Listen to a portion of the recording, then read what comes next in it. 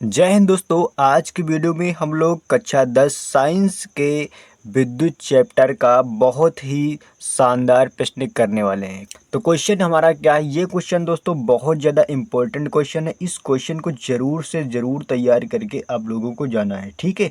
तो आइए इस क्वेश्चन को हम समझा के आपको बताते हैं कि इस क्वेश्चन का सलूशन या फिर इस तरीके के क्वेश्चन जब आपके बोर्ड पेपर में आएंगे तो उनका सलूशन आपको कैसे करना है, यानी उन क्वेश्चनों को कैसे सोल्व करना है। तो क्वेश्चन हमारा क्या है, इसी टाइप के क्वेश्चन ज़रूर से ज़रूर पूछे जाएंगे। तो इस टाइप के क्वेश्चन ज़रूर से ज़रूर तैयार कर लीजिएगा, ठीक है। 1.5 वोल्ट के एक सेल का आंतरिक प्रतिरोध कितना है? 0.5 ओम है। कितना है? 0.5 ओम। इस सेल द्वारा प्राप्त अधिकतम धारा का मान क्या होगा? यानी कि यहाँ पर धारा आई का मान पूछ रहा है, ठीक है। अब क्वेश्चन में क्या दिया है? 1.5 वोल्ट। क्या दिया है? 1.5 वोल्ट। यानी कि दिया क्या है? इस क्वेश्चन का सलूशन क्या होगा, आइए देखते हैं। तो क्वेश्चन को कैसे सॉल्व करना है, यानी कि सबसे पहले जो क्वेश्चन में दिया है उसको पहले लिख लेना है। तो क्वेश्चन में क्या दिया है लिखेंगे, दिया दिया है लिखेंगे दिया है। क्या दिया हुआ है? यानी कि V का मान दिया है। V का मान कितना दिया है? तो V का मान दिया है आपका 1.5 वोल्ट। कितना दिया है? 1.5 वोल्ट दिया है, ठीक है। यानी कि यहाँ V बराबर कितना दिया है? 1.5 वोल्ट। एक सेल का आंतरिक प्रतिरोध, यानी कि यहाँ पर आंतरिक प्रतिरोध भी दे रखा है, यानी कि R का मान भी दे रखा है।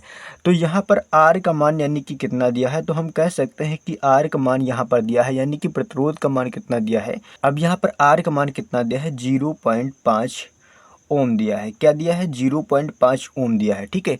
तो यहाँ पर क्वेश्चन में R का मान इन्होंने दे रखा है। इस सेल द्वारा प्राप्त अधिकतम धारा का मान क्या होगा? यानी कि सेल के द्वारा प्राप्त धारा का अधिकतम मान क्या होगा पूछना चाहता है, आई का मान पूछना चाहता है। तो यहाँ पर आई का मान पूछना चाहता है, तो यहाँ पर आई का मान पूछना चाहता है। अब ओम का नियम क्या होता है? ओम का नियम क्या होता है? V बराबर आई इंटू आर होता है, ठीक है। तो आई बराबर क्या हो जाएगा? आई बराबर हो जाएगा V अपान आर हो जाएगा।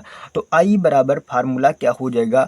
उसी फार्मूला को यहाँ पर रखेंगे और आंसर लाएंगे, ठीक है। तो आई बराबर क्या हो जाएगा? आई बराबर हो जाएगा, फार्मूला क्या हो जाएगा? आई बराबर V अपान आर हो जाएगा। आई बराबर क्या हो जाएगा? V अपान आर हो जाएगा, ठीक है। इसी सूत्र की सहायता से हम लोग इस क्वेश्चन को सोल्व कर देंगे। तो यहाँ पर आई बराबर क्या होगा? फार्मूला V अपान आर होगा। अब V का मान हमें पता है और R का मान पता है, तो क्यों ना इस सूत्र में हम लोग मान को रखते हैं। चलिए मान को रखते हैं, तो देखते हैं आंसर क्या आएगा। तो I इक्वल टू V का मान कितना दिया है? यहाँ पर 1.5 वोल्ट दिया है, ठीक है। R का मान कितना दिया है? 0.5 ओम दिया है, ठीक है। तो आइए पुट करते हैं 0.5 ओम। अब पॉइंट से पॉइंट को हटाएंगे और यहाँ पर 5 से इसको काटेंगे, कितनी बार में जाएगा? 5 एकम 5 3 15 होता है, ठीक है। यानी कि नीचे एक ऊपर कितना आ गया? 3 आ गया। यानी कि आई का मान यहाँ पर कितना आ गया? धारा आई का मान कितना आ गया? 3 एम्पियर। कितना आ गया है? 3 एम्पियर आ गया है, ठीक है। कितना आ गया है? 3 एम्पियर आ गया है। अब यहाँ पर धारा का मान 3 एम्पियर आ गया है। अब पूछ क्या रहा है? सवाल में कह रहा है इस सेल द्वारा प्राप्त अधिकतम धारा का मान ज्ञात कीजिए। अधिकतम धारा का मान यानी कि 3 एम्पियर हमने निकाल लिया है। अतः हम लोग नीचे क्या लिखेंगे? नीचे भी लाइन में आपको लिखना होगा अतः। अतः सेल द्वारा प्राप्त अधिकतम धारा, अतः सेल द्वारा अतः सेल द्वारा अतः सेल द्वारा प्राप्त अतः सेल द्वारा प्राप्त अतः सेल द्वारा प्राप्त अधिकतम धारा,